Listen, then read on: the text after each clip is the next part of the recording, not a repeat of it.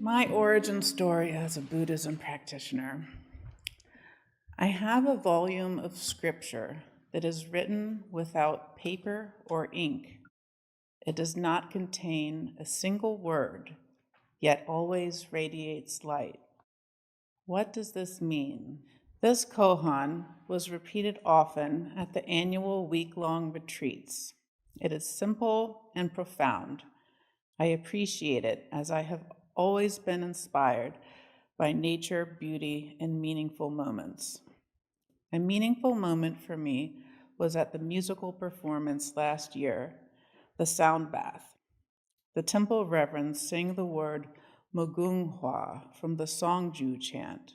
They sang it in such a profoundly meaningful way, accompanied by singing bowls, chimes, and maybe even a didgeridoo. The powerful sound reminded me of how a singing bowl starts out slow and quiet and broadens into a powerful reckoning force that stirs the soul and commands one's attention. It felt peaceful, and I was awestruck and inspired.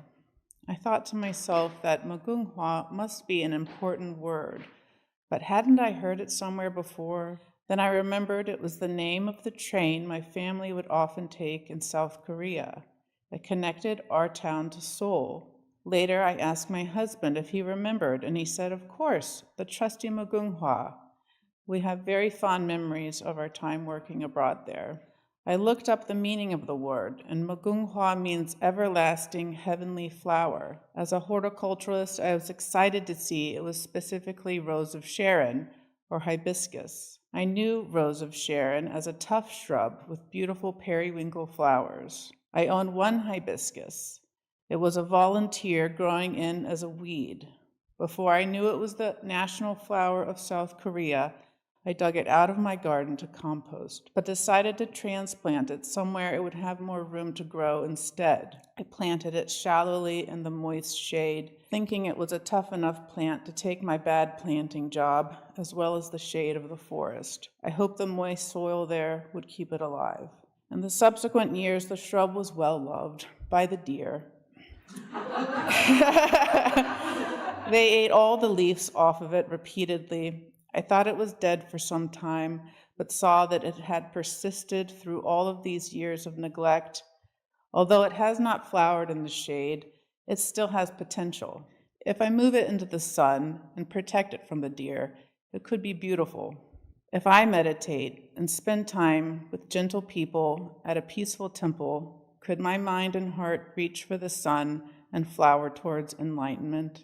If I protect my mind and plant myself on the right path, could my existence feel as beautiful as an everlasting, heavenly Mugunghwa flower?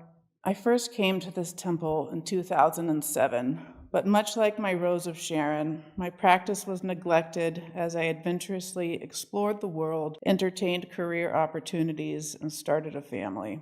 In my time with Wollongong, I have felt the most peace at the week-long retreats in upstate New York.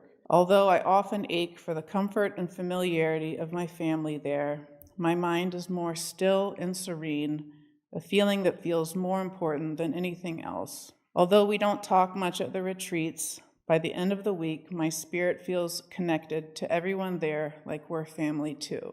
At these retreats, I learned to apply the focus developed at my previous 10-day Vipassana retreats to what the Red Book calls the elixir field, otherwise known as the Tanchen and sacral chakra. Focusing here calms me down as the vagus nerve endings are located here. When I meditate, just as Wollongong says, focusing on my Tanchen with as much of a smile as I have in me that day, I feel my spirit blossom. Grappling with difficult feelings in the wake of my father's death, I wonder sometimes if I am peaceful enough to receive a Dharma name. I hope that as I continue on the right path, with the quiet support of my fellow Sangha members, we can open our hearts to a greater state and way of being. As one flower closes and returns to the earth, another opens to the world. May we all recognize and honor the light in each other.